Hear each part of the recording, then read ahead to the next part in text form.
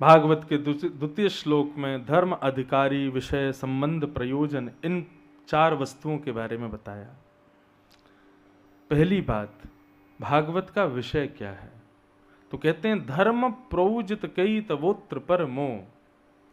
श्रीमद् भागवत का विषय है कि सामने बैठे हुए श्रोताओं के हृदय में परम धर्म का बीज बोना। बीज बोने का मतलब क्या होता है कि फिर पौधा और वृक्ष बनाने की जिम्मेवारी आपकी। श्रीमद् भागवत केवल बीज बोएगी आपके हृदय में। किसका? परम धर्म का। अब धर्म और परम धर्म में भेद होता है।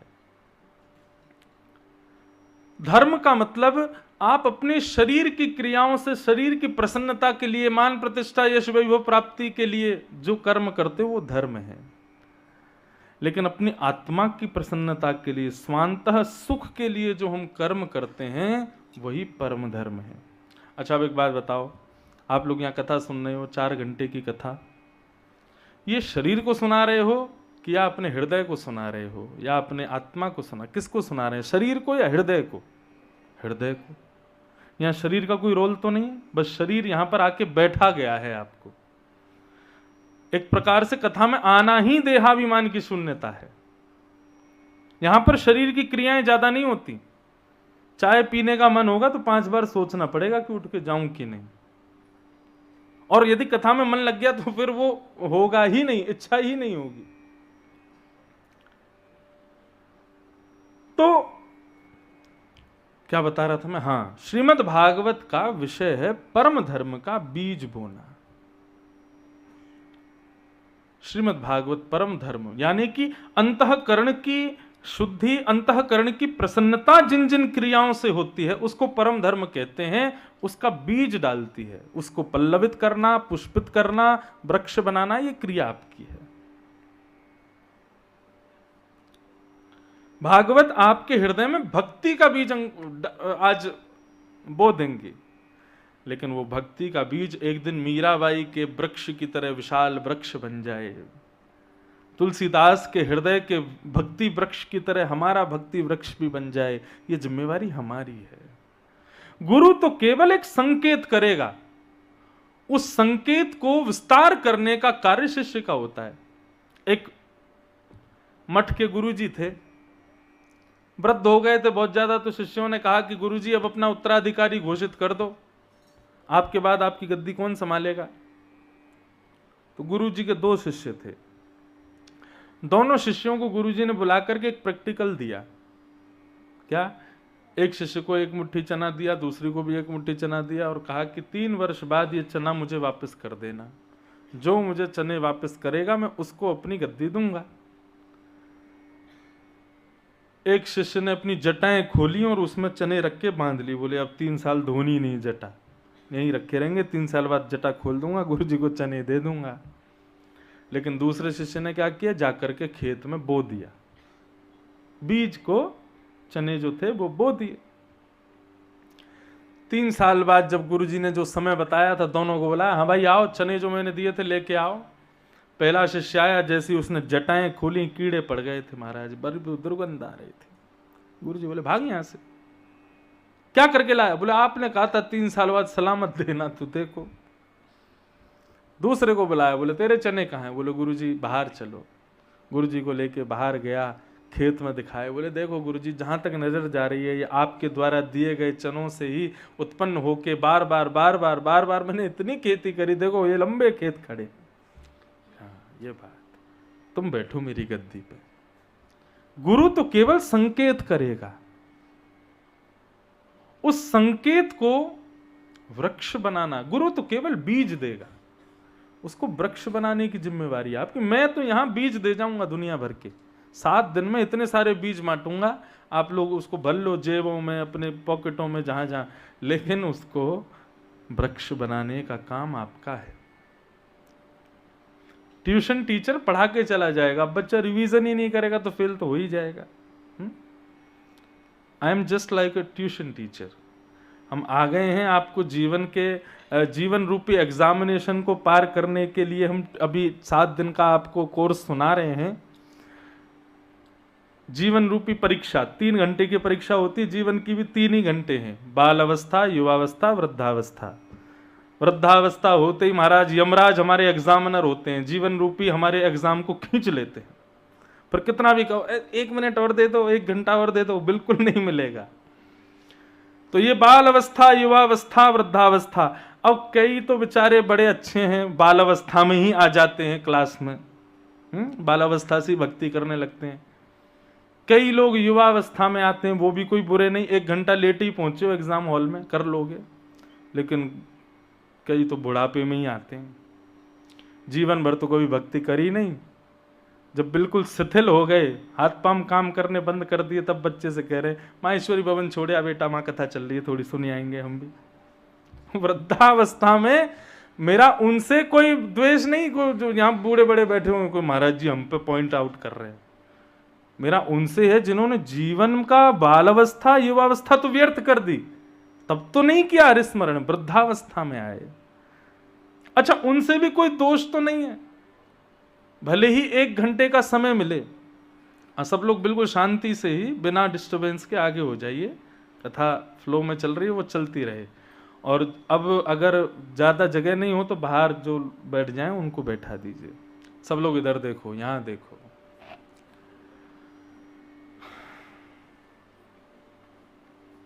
तो श्रीमद् भागवत तो बीज बोएगी, वृक्ष बनाने का काम आपका है। बुद्ध जा रहे थे मार्ग पर, गांव के लोगों ने रोक दिया, हे प्रभु बुद्ध यहां सामने मत जाइएगा। बोले क्यों? बोले सामने एक पहाड़ी है, उस पहाड़ी पर एक महादुष्ट रहता है, अंगुलीमाल। बुद्ध बोले क्या करता है? बोले उसके पास आने वालों के वे उंगलियां काट देता है, उसको जान से मार देता है और उसकी उंगलियों को अपनी माला में बांध लेता है, खौफ बनाने के लिए, ताकि जब उसके गले की उंगलियों को कोई देखे तो वो भयभीत हो जाए कि भाई इतने लोगों को मार दिया, अपना भय बनाना चाहता है। बुद्ध बोले हम तो भाई सीधे चलते हैं, अब रास्ते में चाहे माला पहनाने वाला आ जाए, चाहे कीटे कंकड़ आ जाए, हम चलेंगे सीधे ही। और हमारा संतत्व ही क्या होगा यदि हम अंगुली माल के सामने गए और उसको बदल ना पाए? तो हम काय बात के संत बने घूम रहे हैं। कई बार हम कथाएं करने जाते हैं तो बड़े विचित्र लोग मिल जाते हैं। लोग आकर के मुझसे कहते हैं महाराज जी ऐसा व्यवहार किया, ये किया, वो किया। तो मैंने कहा भाई चिंता मत करो, हम यहाँ क्यों आए हैं? उन्होंने व्यवहार ठीक नहीं किया या उनकी बात कोई अच्छी नहीं लगी, तो इस बात से नाराज होने तो आए नहीं है। हम यहाँ इसलिए आए ताकि उनके स्वभाव को बदल के जाए। मैंने कहा इसलिए शांति का परिचय दो, कथा करेंगे, 7 दिन में यदि उनका स्वभाव नहीं बदला तो कहना। हम इसी के लिए तो आए हैं। संत का संतत्व क्या, वैष्णव का वैष्णवत्व क्या? वो जिस स्थान पर जाए उसको अपनी इत्र की सुगंध से सुगंधित कर दे।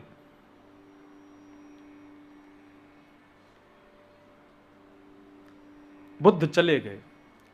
अंगुलीमाल ने जब दूर से देखा, वहीं से अपना फरसा उठा के बोला मैं सावधान कर रहा हूं, तुम संत हो, तुम्हारे मस्तिष्क का तेज देख करके कह रहा हूं, लौट जाओ वापस, नहीं तो देख लो मैं अंगुलीमाल हूं, मैं जान से मार देता हूं, उंगलियां काट के माला में पिरो लेता हूं। बुद्ध रुके नहीं, चलते ही चले गए, जाके अंगुलीमाल के सामने खड़े हो गए। परम बुद्ध, एक सुंदर मुस्कान है मुखमंडल पर। अंगुलीमाल बोला तुमको मैं इतनी देर से समझा रहा हूं, मत आओ मेरे पास, मेरा नाम अंगुलीमाल है, पूरा ये क्षेत्र मेरे से भय खाता है और तुमको बिल्कुल डर नहीं लग रहा, चले चले आए हो, मेरे सामने आके खड़े हो गए, जान से मार दूंगा, उंगली काट करके अपनी माला में पिरो लूंगा। बुद्ध भगवान बोले 1 मिनट मिलेगा आपका? क्या बात है, समय नहीं है मेरे पास, जल्दी बोलो, तुम्हारा वध करना है, तुमने मेरी बात नहीं मानी, आ गए हो मेरे पास, जान से मार दूंगा। बुद्ध भगवान ने ऊपर वृक्ष देखा, उसकी डाल नीचे लटक रही थी, तो उसको पकड़ करके, नहीं अंगुलीमाल ने ही उस वृक्ष की डाल को पकड़ करके और तोड़ दिया, अपना बल दिखाने लगा। तो ये दृश्य देख करके बुद्ध बोले ये डाल को तुमने तोड़ दिया? बोले हाँ, देखा मेरा बल कितना? बोले अच्छा अब एक काम करो, इसको जोड़ दो। अंगुलीमाल बोला जोड़ नहीं सकता मैं। नहीं क्यों? जब तुम तोड़ सकते हो तो जोड़ भी दो। अरे ये अब ये टूट गई है, अब ये जुड़ेगी नहीं। अरे नहीं नहीं, जोड़ो ना, तुमने तोड़ी है तो मैं तुमसे कह रहा हूं कि तुम इसको जोड़ दो, इसको लगा दो, जहां लगी थी वहीं लगा दो। अरे भैया बाबा ये नहीं जुड़ सकती, अब ये टूट गई है। बुद्ध ने केवल इतना कहा, जिसको जोड़ना तुम नहीं जानते उसको तोड़ने का अधिकार तुमको किसने दिया? तुम जानते हो आसपास के क्षेत्र तुमसे भय खाता है,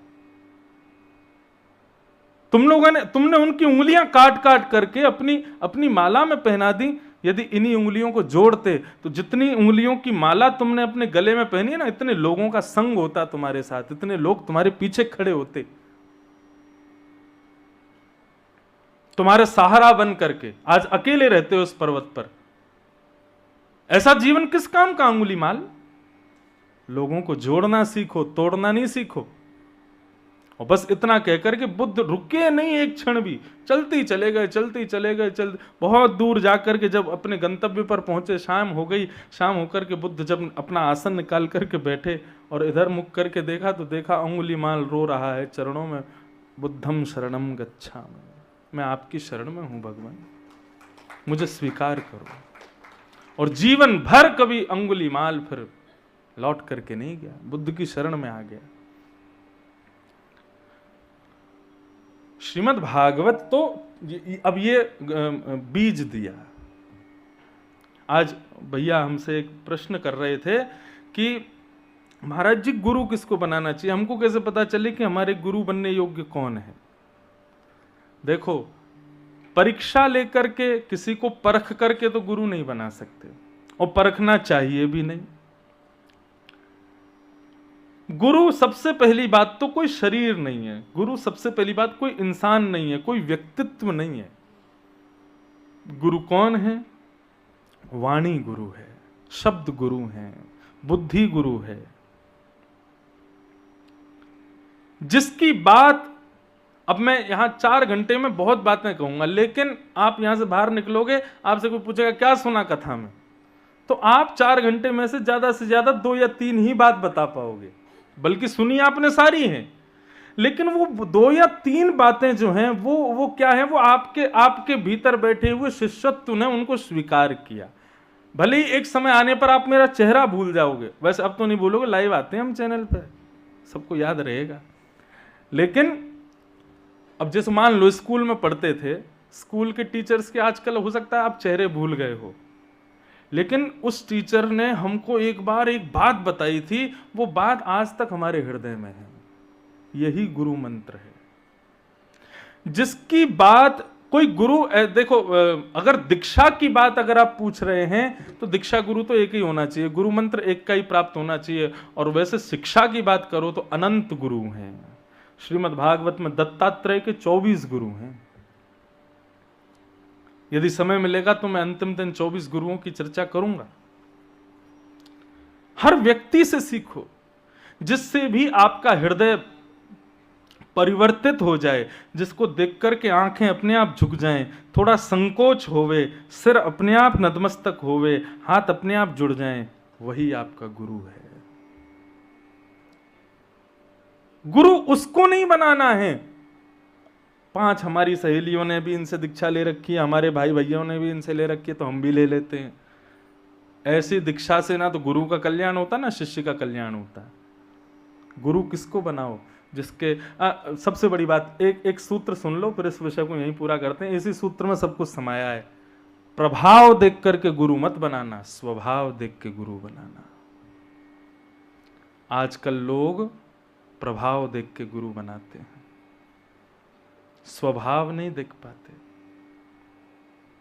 बस यही जरूरी है। जिसका स्वभाव तुमको झुकने पर मजबूर कर दे, जिसके स्वभाव के सामने तुम अपने, एक बात बताएं, संकोच ना, संकोच ये गहना है मानव का। हम लोग कहते हैं अरे संकोच मत करो, अरे शर्माओ मत, आपका ही घर है।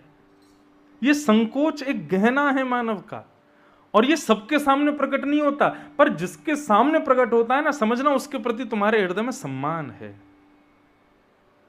जिसके आगे संकोच छूट जाए वो सब हो सकता है, गुरु नहीं हो सकता। मुझे ना क्रिकेट खेलने का बड़ा शौक है। मैं अपनी कथाओं में किट भी संग ही लेके चलता हूं। क्या सवेरे सवेरे 5 बजे सबको उठाए, सारी मंडली लेके, और पहुंच गए महाराज, दे छक्का चौका ले उठा के, बॉल दही घुमा के। तो जो कथा कराते हैं उनके बच्चे भी जाते हैं साथ में, महाराज जी हम भी चलें। चलो, अच्छा भाव लगता है। वो उनको लगता है महाराज जी सुबह मेरी बॉल पे छक्का मार के गए थे, अब इनकी कथा तो सुनो, ये बोलते कैसा है। तो इसी भाव से सही वो बच्चा जो पहले दिन पीछे बैठा था वो आगे आगे बैठता है। तो बहुत सारे बदलाव होते हैं। लेकिन कई बार मैंने कई कथाओं में क्या देखा कि उनका बालक बहुत अच्छा खेलना जानता है, लेकिन जैसे ही मैं बैटिंग करने आया तो वो बॉल वॉल नहीं फेंकता, फिर नहीं महाराज जी को नहीं खिलाऊंगा, इसका मुझे सामना करना, घाटा तो मेरा ही है। क्यों, आउट भी हो जाता हो तो बेचारे आउट नहीं देते, नहीं नहीं महाराज जी आउट नहीं है, नॉट आउट है, नॉट आउट। क्यों, एक संकोच है, वो संकोच ही गहना है मानव का। तो मेरा कहने का भाव ये था, प्रभाव देख के नहीं, स्वभाव देख के। जिसका स्वभाव तुम्हारी नजरों को झुका दे, जिसका स्वभाव देखते ही तुम्हारे हृदय रूपी मयूर नृत्य करने लगे, तुम थोड़े संकोच में आ जाओ, जिसके स्वभाव के आगे जमीन पर दंडवत होकर के प्रणाम करने की इच्छा होती हो, उसी को गुरु बनाना। प्रभाव देख के नहीं, भीड़ देख करके नहीं, स्वभाव देख के। तो श्रीमद् भागवत बीज देगा, वृक्ष आपको बनाना है। दूसरी बात, भागवत का अधिकारी कौन है। कथा में आके बैठ तो इतने लोग गए, लेकिन आप अभी अधिकारी हो कि नहीं, ये कैसे पता चले। कथा द्वार सबके लिए खुले, कोई भी सकता है, लेकिन पल्ले किसको पड़ेगी, समझ किसको आएगी। अब कोई व्यक्ति, कोई बालक 9th के बाद सीधा 12th में पहुंच जाए, बीच के 2 क्लासें खा जाए, तो 12th में जाने से फायदा कुछ नहीं होगा, बल्कि और उसका घाटा हो जाएगा, समझ में ही नहीं आएगा उसको। बीच के 2 स्टेप तो उसने चढ़े ही नहीं ना। ठीक वैसे ही कथा में आ तो सब सकते हैं, लेकिन समझ में किसको आएगी, अधिकारी कौन है इस कथा का। तब यहां कह रहे हैं जिसके अंदर मात्सर्य दोष नहीं है वो भागवत का अधिकारी है। मात्सर्य दोष किसे कहते हैं। मात्सर्य दोष का अभिप्राय है जो आजकल सबसे ज्यादा है मानवों में, अपने दुख का दुख नहीं है, दूसरे के सुख का दुख ज्यादा है। वो इतना प्रसन्न क्यों, वो इतना सुखी क्यों, वो इतना बढ़िया क्यों, इस बात से ही जो चिंता में बैठे हैं। ऐसा मात्सर्य दोष जिनको लगा है वो कथा के अधिकारी नहीं है। ऐसा व्यक्ति कथा में आ भी गया, सिर के ऊपर से जाएगी बातें, समझ में नहीं आएगी उसको, नींद आ जाएगी, सो जाएगा बेचारा, पीछे जाके बैठेगा कोने में। बिल्कुल पीछे वाले भी सोच रहे होंगे कल से आगे बैठो भैया, महाराज जी पीछे वालों को ही पकड़ते हैं। लेकिन कभी कभी बैक बेंचर्स भी फर्स्ट आ जाते हैं क्लास में। कहने का अभिप्राय, भागवत का अधिकारी कौन, जिसके हृदय में मात्सर्य दोष नहीं है, मत्सरता नहीं है, वो भागवत का अधिकारी। वैद्यं वास्तवमत्र वस्तु शिवदं तापत्रयोन्मूलनम्।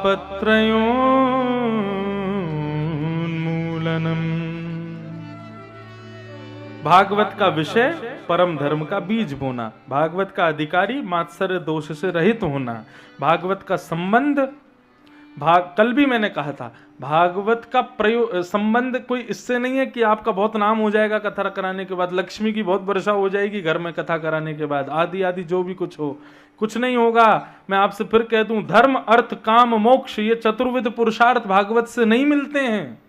श्रीमद् भागवत तो केवल आपके गोद में कृष्ण को बैठाएगी, स्वीकार हो तो सुनो, नहीं तो जय सिया राम। श्रीमद् भागवत से और कुछ भी नहीं मिलेगा, केवल और केवल श्याम सुंदर प्राप्त होंगे। वैद्यम वास्तव मत्र वस्तु शिवदम। मुझे कभी कभी आश्चर्य होता है, इतनी कथाएं सुनने के बाद भी लोगों के जीवन में परिवर्तन क्यों नहीं आया। क्योंकि कथा सुनने का उद्देश्य उनका गलत है। वो कथा से वो पाना चाहते हैं जो कथा उनको नहीं दे सकती। श्रीमद् भागवत, मैंने आज प्रारंभ में ही कहा, श्रीमद् भागवत मां के समान है। और बालक जाके माँ से कहे कि माँ मुझे पेप्सी पीनी है, तो माँ 2 थप्पड़ मारेगी। पेप्सी पिएगा, घर चल, गर्मा गर्म दूध, उसमें इलायची वगैरह डाल के बढ़िया फेंट के बोले ये पी, ये तेरे लिए अच्छा है। श्रीमद् भागवत ऐसी माँ है। भागवत से कहो कि हे भागवत जी ऐसी कृपा करना, मैं बढ़िया पैसे कमाऊं, मर्सिडीज खरीद लूं मैं। बोले अच्छा मर्सिडीज चाहिए, दारी के तो है, मेरा रायपुर में बढ़िया बंगला बन जाए। बोले ये सब तेरे कर्म से प्राप्त हो जाएगा भाई, मुझसे क्या मांगना है। बोले पीछे जो खड़े हैं बाकी अदा से, इनको मांगो, इनकी प्राप्ति के उद्देश्य से यहां बैठोगे तो मैं सार्थक हूं, नहीं तो अन्यत्र मैं कुछ नहीं दे सकती। मैं खुल के कहता हूं कथा में, भागवत से मुक्ति प्राप्त करने की इच्छा से लोग बैठते हैं, भागवत से हमारे पाप नष्ट हो जाएंगे इस भावना से बैठते हैं लोग, भागवत सुनने से हमको ये प्राप्त होगा वो प्राप्त होगा। कुछ भी प्राप्त हो ना हो मुझे नहीं पता, श्रीमद् भागवत केवल कृष्ण देती है। इस भावना से बैठो तो सही एक बार, स्वप्न में दिखें, अनुभव हो उनका, जित देखूं उतित श्याममयी है। और कृष्ण देती है, इसका मतलब क्या है? कृष्ण प्राप्ति का लक्षण, बंधुओं ध्यान से सुनना, कृष्ण प्राप्ति का लक्षण क्या है? आज तक जिसको देख करके आप कभी सिहाए नहीं, आज तक जिसको देख के आपको कभी खुशी हुई नहीं, जिसको देख करके थोड़ी ईर्ष्या जलन जैसी होती थी, कथा में कृष्ण यदि मिल गए तो कल से उसी व्यक्ति को देख के आपको सुख मिलेगा, उसी को देख के अच्छा लगेगा। आप जिसको भी देखोगे उसको देख के आपको प्रसन्नता होगी, आनंद आएगा, तो समझना कृष्ण मिल गए, आ गए बस। अब भी दोष दिख रहे हैं सब में, तो अब भी और सुनो कथा, अभी नहीं प्राप्त हुए ठाकुर जी। भागवत कृष्ण प्राप्ति का ग्रंथ है। वैद्यम वास्तव मत्र वस्तु शिवदम। एक बहुत बड़े कवि हुए संस्कृत के, उनका नाम था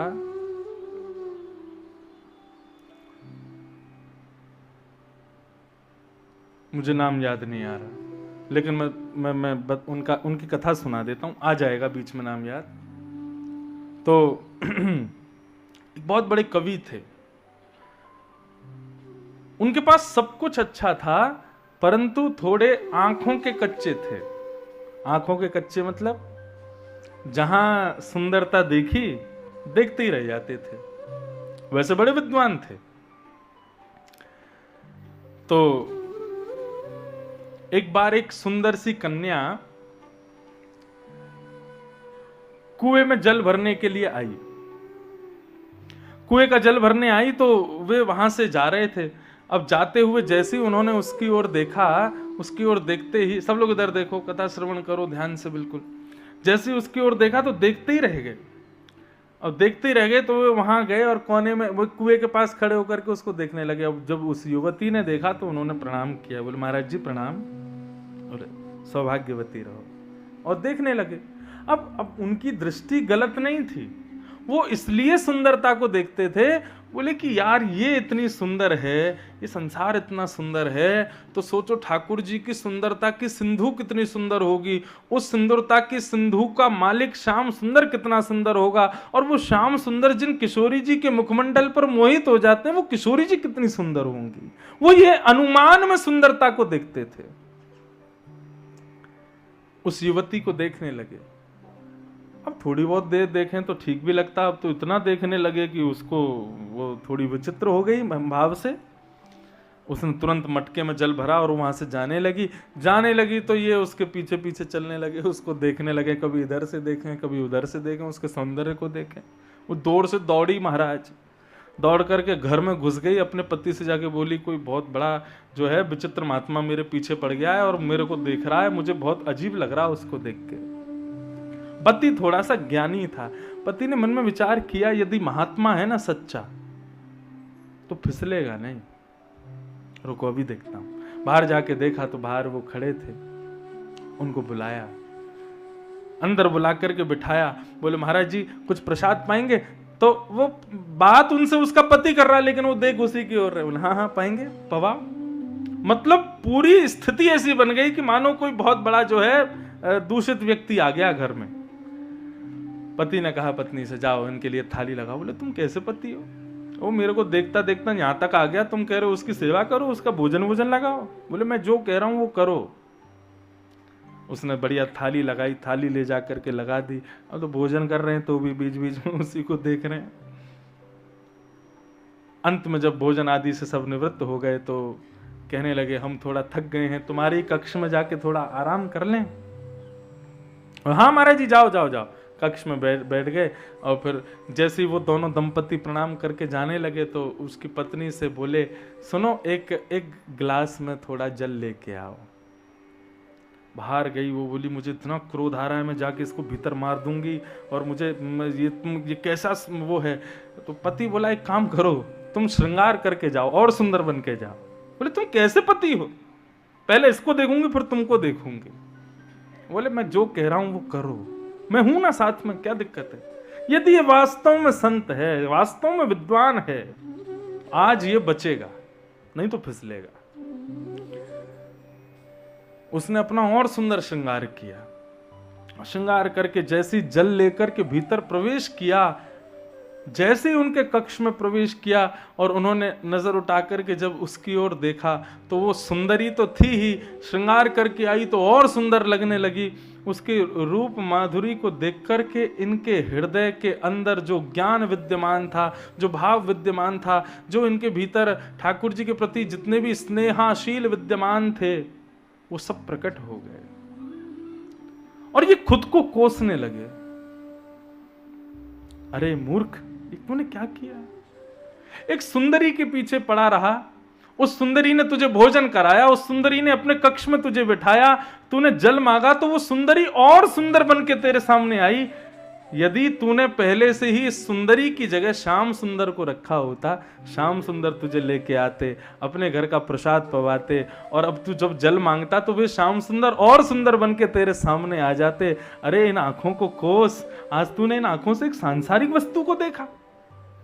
वो जल लेकर के आई, जैसी जल देने लगी तो उससे प्रणाम करते हुए बोले, सुनो तुम्हारे घर में सुई है। बोले हाँ लेके आओ। सुई से क्या करोगे। बोले लेके तो आओ। सुई लेकर के आई तो जैसी सुई उनके हाथ में दी, उस सुई को देख करके उस युवती को प्रणाम करके, उसको गुरु स्वरूप मान करके, श्याम सुंदर के स्मरण करके उस सुई से अपनी दोनों आंखें फोड़ ली। बोले अब जीवन में नहीं देखूंगा। जो नेत्र हमको अक्षणवताम फलमिदम न परम विदामा, गोपियां भागवत में कहती हैं, आंख इसलिए नहीं मिली कि तुम कश्मीर देखो, आंख इसलिए नहीं मिली तुम बड़ी बड़ी सुंदर वादियां देखो, आंख इसलिए नहीं मिली कि तुम समुद्र की तरंगें देखो, आंख इसलिए नहीं मिली तुम सुंदर सुंदर बिल्डिंग्स देखो। आंखों का मिलने का तात्पर्य क्या है कि इन आंखों के सामने घुंघराले केश धारण करके, श्याम सुंदर पीतांबरी पहने हुए, गैया चराते हुए तुम्हारे सामने से गुजर जाएं। जब तक इन आंखों से ये दृश्य ना दिखे तो समझना तुमने आंखों को पाने का साफल्य पूरा किया ही नहीं है। गोपियां कहती हैं तुमने आंख पाकर के व्यर्थ गवा दिया इन आंखों को, तुमने देखा ही नहीं उस श्याम सुंदर को।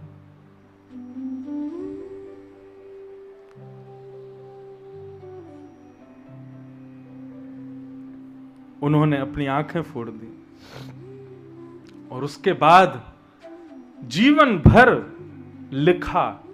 और क्या लिखा? कृष्ण के सौंदर्य को लिखा। अस्ति स्वस्तरुणी कराग्र विगलत कल्प प्रसूना प्लुतम, ये उन्हीं का श्लोक है। वस्तु प्रस्तुत वेणुनादल हरि निर्वाण निर्व्याकुलम, स्रस्तः स्रस्त निबद्धनी विविलशद गोपी सहस्त्रावृतम, हस्तन्यस्तन ताप वर्ग मखिलो दारम किशोराकृति।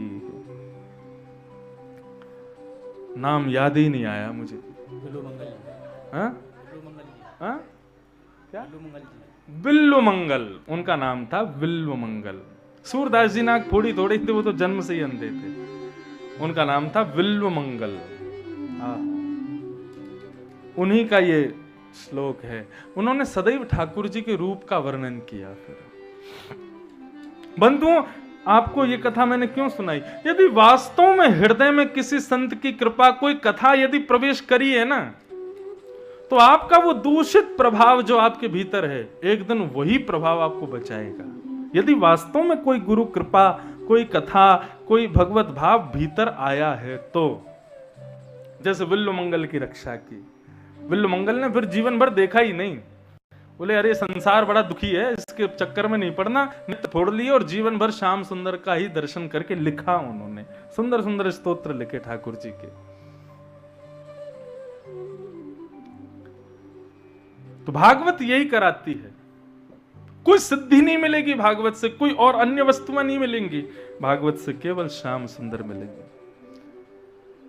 मैं गाता हूं कथाओं में, अब ये गायन आ रहा है ना, ये भी कृपा है ठाकुर जी की, नहीं तो मैं बहुत कम गाता हूं, लेकिन ये भाव आ रहा है, बहुत सुंदर है भागवत जी का यही भाव। के बाद हमारी स्थिति क्या हो, श्याम सुंदर सदा हमको प्यारे रहें, हम उन्हीं के रहें, वो हमारे रहें।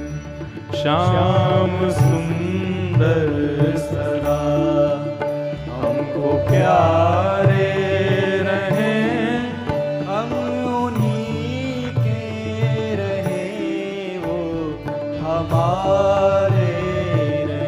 ओ श्याम सुंदर सदा हमको प्यारे रहें, हम उन्हीं के रहें, वो हमारे रहें। श्याम सुंदर सब लोग गाओ, सदा हमको प्यारे रहें, हम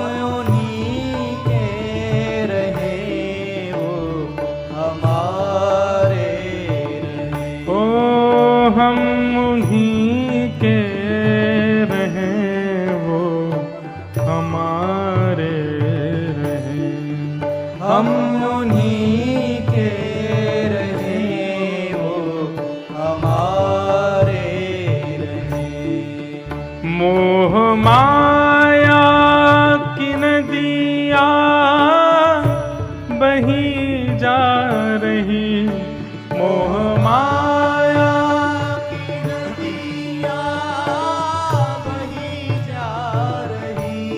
मोह माया की नदियाँ बही जा रही, मोह माया की नदियाँ बही जा और मन की ममता को खींचे चली जा रही, मन की ममता को खींचे चली जा रही, ओ मन की ममता को खींचे चली जा रही, मन की ममता को खींचे चली जा रही, हो मन की ममता को खींचे चली जा रही, मन की ममता को खींचे चली जा रही। हे नाथ, हम भंवर में रहें या किनारे रहें, हम भंवर में रहें या किनारे रहें, हम उन्हीं के रहें, वो हमारे रहें। श्याम सुंदर सदा हमको प्यारे रहें, हम उन्हीं के रहें, वो हमारे रहें, ओ हम उन्हीं के रहें, वो हमारे रहें, हम उन्हीं के रहें, वो। श्री वृंदावन बिहारी लाल की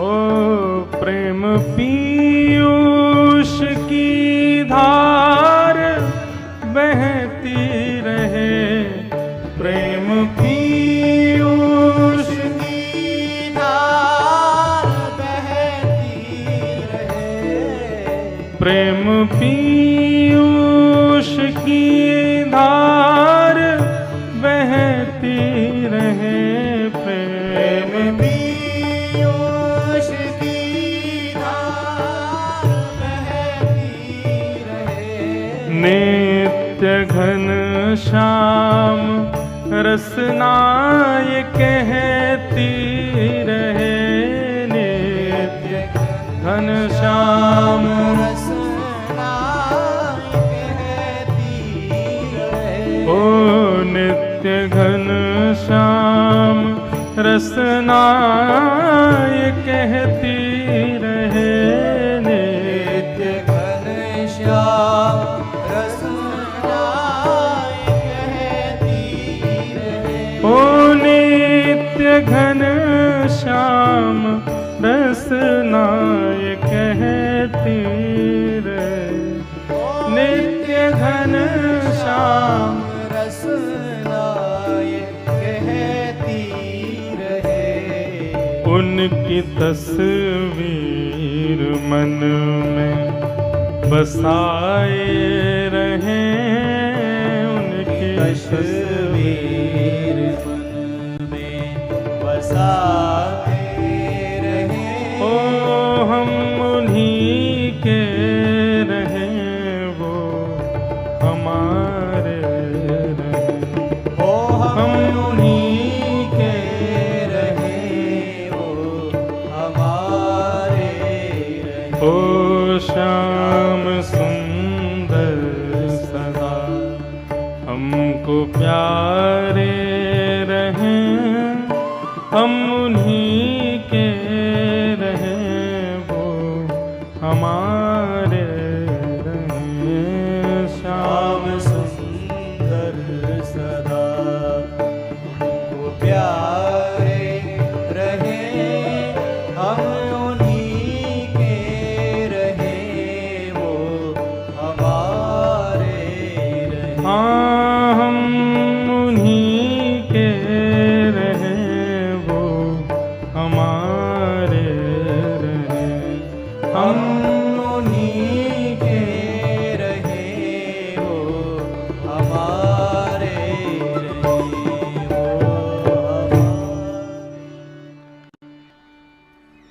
श्याम सुंदर से प्रीति यही भागवत का मुख्य उद्देश्य है, अन्यत्र कोई उद्देश्य भागवत का नहीं होना चाहिए।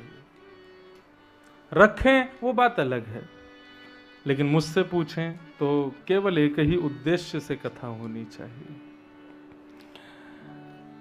इस प्रकार श्री वेदव्यास जी महाराज यहां मंगलाचरण गा रहे हैं।